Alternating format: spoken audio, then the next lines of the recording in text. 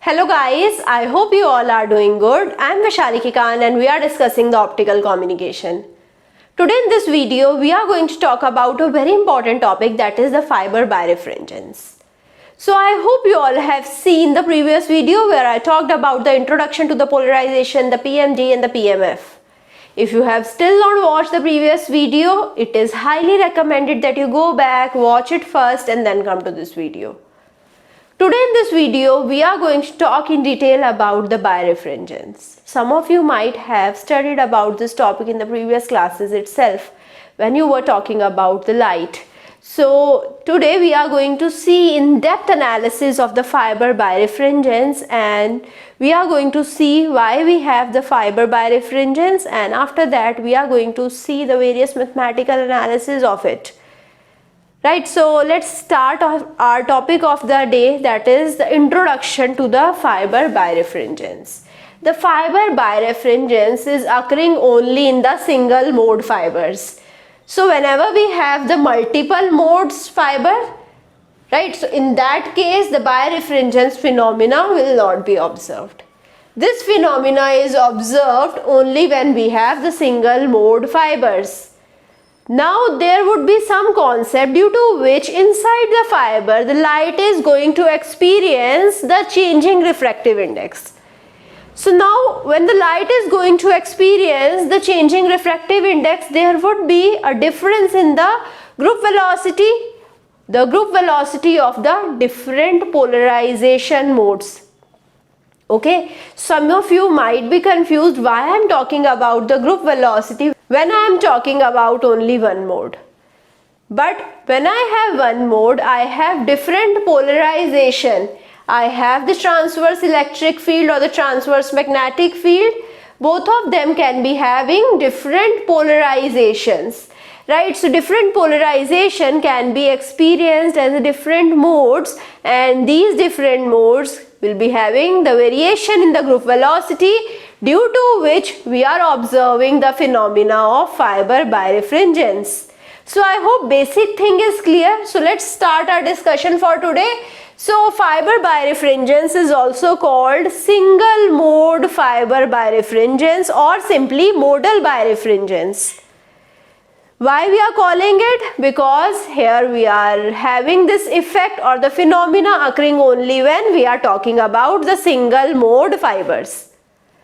Right, so now here there are also some another conditions. So let's talk about some more conditions. First condition is that we are talking about the single mode fiber. Now we are having the fiber which is having the circular symmetry. Now it is going to transmit the two degenerate modes or nearly degenerate modes. Now what is degenerate mode? This topic is actually covered in the microwave, and here the degenerate modes means the two modes which are having nearly same cutoff frequency with orthogonal polarization. So now what are the degenerate modes which we are talking about? So you must be remembering some things. The first thing is that we have the single mode fiber. Second thing is that we have the circular symmetry inside the fiber, right? Third thing is that we have the degenerate modes, right? So degenerate modes, we have nearly same cutoff frequency, like we have TE00 and TE11. So both of them are degenerate modes. Similarly, here we have the degenerate modes HE11X and HE11Y, right? So this was the third condition, that we must have the degenerate modes. The fourth condition is that we must have the orthogonal polarization. So here it is present in X and the Y direction. So X and Y are the principal axis which is determined by the symmetry elements, right? So this is how I will be having two degenerate modes, HE11X and HE11Y, right? So these are some prerequisites when we are talking about the fiber birefringence. So now coming to this topic, what is fiber birefringence, how we encounter this phenomena inside the single mode circularly symmetrical and orthogonal polarization and the degenerate mode fibers. So what is it? So it is actually the optical property of the material of the fiber itself. So polarization is also an optical property. Similarly, I can say birefringence is also an optical property. Now, the refractive index of the fiber will depend upon the polarization. At some polarization point, I will be having the higher refractive index experienced by the light, and at some different angle or different orientation of the wave or different polarization, I will be having the different refractive index observed by the same wave. So when I have higher refractive index, it means I will be having higher retardation to the propagation of this wave, this type of polarization. If I have lower refractive index experienced by a particular kind of polarization, I will be experiencing lower retardation. When I have higher retardation, which means the speed of light will be reduced. When I have lower retardation, which means speed of light would be high. I will be having difference in the speed of light due to difference in the refractive index observed. Right? So now refractive index depend upon the polarization, also it depends upon the direction of the propagation of light. If I change the polarization, the direction of the propagation of light is also going to change. Also it is going to change the orientation. Right? So both of them, the direction of propagation, it is related to the polarization, and the polarization orientation is going to change the refractive index, which is going to change the speed of propagation of the light. So birefringence is quantified mathematically with the maximum difference between the refractive index exhibited by the material of the optical fiber. So at some point I will be having minimum refractive index, at some point I will be having the maximum refractive index, and the changing refractive index is going to cause the retardation. When I have higher refractive index, the retardation would be high, which means the velocity would be low. So I will be having lesser velocity over here. When I have lower refractive index, I would be having lower retardation, which means I would be having higher velocity. So difference in the refractive index is going to cause changes in the phase velocity, and when I have change in the phase velocity, this phenomena is going to observe and the fiber is going to behave as a birefringent medium. Now the two modes show different propagation constant beta x and beta y. I have two modes. If I have different phase velocity, it is going to show me two modes. Two orientation means two phase velocity means two modes, and when I have two modes, I will be having different propagation constant for the medium. Propagation constant is represented by beta, and now the modal birefringence is denoted in the terms of beta itself. Modal birefringence is denoted as beta in the x direction minus beta in the y direction upon 2 pi upon lambda. This is how, based upon the operational wavelength, lambda is my operational wavelength and beta is the propagation constant in x and the y direction. Based upon that, we are going to find out modal birefringence mathematically. I hope you understood this. So now fiber retardation, depending upon the length of the fiber. Retardation is always proportional to the length of the fiber. It depends upon the propagation constant also.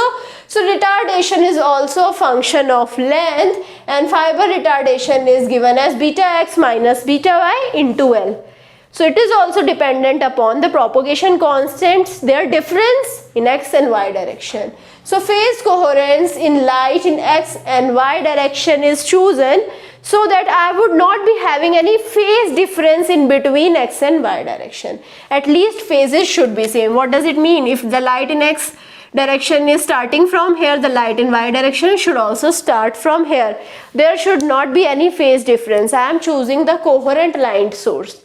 Right? So phase coherence is achieved when the transit time is lesser than the coherence time of the source. So this is the condition where the coherence time is denoted as 1 upon delta f, where delta f is the frequency width of the source. Now the birefringent coherence is maintained over the length. Now where LFC, what is LFC? The birefringent coherence is maintained over this length only. If I increase the length, the birefringent coherence would not be there. When the coherence would not be there, I would be having more losses. So birefringent coherence length is determined as LFC. It is denoted as C upon BF into del F. Right? It can also be represented in terms of operational wavelength as lambda square upon BF into del lambda, where del lambda is the source line width. Right? So this is how I have denoted the different phases. So now this is my linear polarization. Linear polarization is present when phi is equal to 0. After that, at phi is equal to pi by 2, I will be having circular polarization. When I will be having phi is equal to pi, again I will be having linear polarization. At phi is equal to 3 pi by 2, circular polarization. Then again at 2 pi, I will be having linear polarization. Now this linear polarization and this linear polarization are opposite in phase. So this and this, when are in opposite in phase, here I am going to get the minimum intensity. Here also I will get the minimum intensity. Right? So because this and this are going to overlap upon each other, when the opposite phases are going to overlap upon each other, this is how I am going to get the minimum intensity.